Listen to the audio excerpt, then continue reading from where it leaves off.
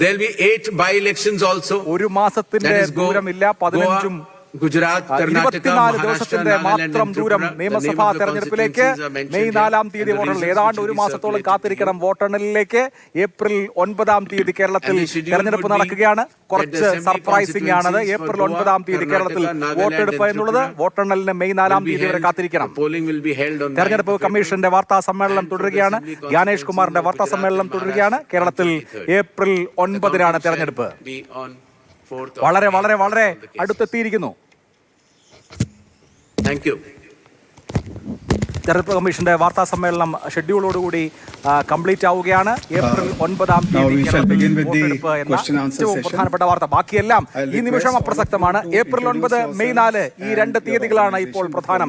April 9-ാം തീയതി വോട്ടെടുപ്പ്, May 4-ാം തീയതി വോട്ടെണ്ണൽ. ഏപ്രിൽ 9 എന്ന് പറയുമ്പോൾ രതീഷ് വളരെ വളരെ അടുത്തായി തെരഞ്ഞെടുപ്പ്. നമ്മൾ വിചാരിച്ചതിനേക്കാൾ വളരെ നേരത്തെ, വളരെ നേരത്തെ ഒരു സർപ്രൈസിംഗ് ആയ പ്രഖ്യാപനം എന്ന് പറയാം അല്ലേ? ഏപ്രിൽ 9 എന്ന് പറയുമ്പോൾ ഒരുക്കത്തിനുള്ള സമയം തന്നെ വളരെ വളരെ കുറവാണ്. വേഗത്തിലുള്ള ഒരു വോട്ടെടുപ്പിലേക്ക് പോകുന്ന ഒരു ഫീൽ. ഇപ്പോൾ സ്ഥാനാർത്ഥി പ്രഖ്യാപനം ഇന്ന് CPI-യും CPM ഇന്ന് നടത്താൻ പോകുന്നു. മറ്റ് സ്ഥാനാർത്ഥികൾ വരേണ്ടതുണ്ട്. UDF-ന്റെയും NDA-യുടെയും സ്ഥാനാർത്ഥികൾ വരേണ്ടതുണ്ട്. അതിനുശേഷം നാമനിർദ്ദേശ പത്രിക ഉൾപ്പെടെയുള്ളവ സമർപ്പിക്കേണ്ടതുണ്ട്. തിരഞ്ഞെടുപ്പ് ഒരുക്കത്തിലേക്ക് പോകേണ്ടതുണ്ട്. പ്രചാരണത്തിന് വളരെ കുറച്ച് സമയമേ ഉള്ളൂ. വളരെ വളരെ കുറച്ച്. ഏപ്രിൽ 9 തൊട്ടടുത്ത ദിവസമായി. ഇനി 24 ദിവസത്തിന്റെ ദൂരം മാത്രം. ഒരുപക്ഷെ നിയമസഭാ തെരഞ്ഞെടുപ്പുകൾ ഇതിനേക്കാൾ കൂടുതൽ ഡ്യൂറേഷനിൽ കണ്ട പരിചയമാണ് നമുക്കുള്ളത്. ഏപ്രിൽ 9 തെരഞ്ഞെടുപ്പ് എന്ന് പറയുമ്പോൾ അത് കുറച്ചൊക്കെ സർപ്രൈസിംഗ് ആണ് എന്ന് പറയേണ്ടി വരും.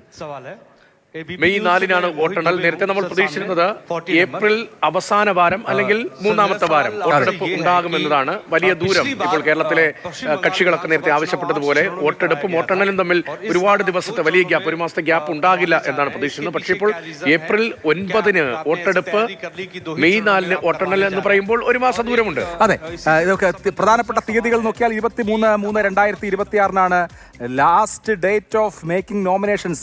പത്രിക കൊടുക്കാനുള്ള അവസാന തീയതി മാർച്ച് 23. ഇനി സീറ്റ് തർക്കത്തിനൊന്നും സമയമില്ല.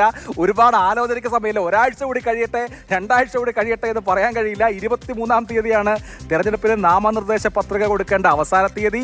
സ്ക്രൂട്ടിനി 24-ന് നടക്കും. നാമനിർദ്ദേശ പത്രികകൾ പിൻവലിക്കാനുള്ള അവസാന തീയതി 26/3/2026 അതായത് മാർച്ച് മാസം 26-ാം തീയതി. ഡേറ്റ് ഓഫ് പോൾ 9/4/2026 അതായത് 9-ാം തീയതി വ്യാഴാഴ്ച. ഏപ്രിൽ 9-ാം തീയതി വ്യാഴാഴ്ച. 4-ാം തീയതി മെയ് 4-ാം തീയതി കൗണ്ടിങ്ങും നടക്കും.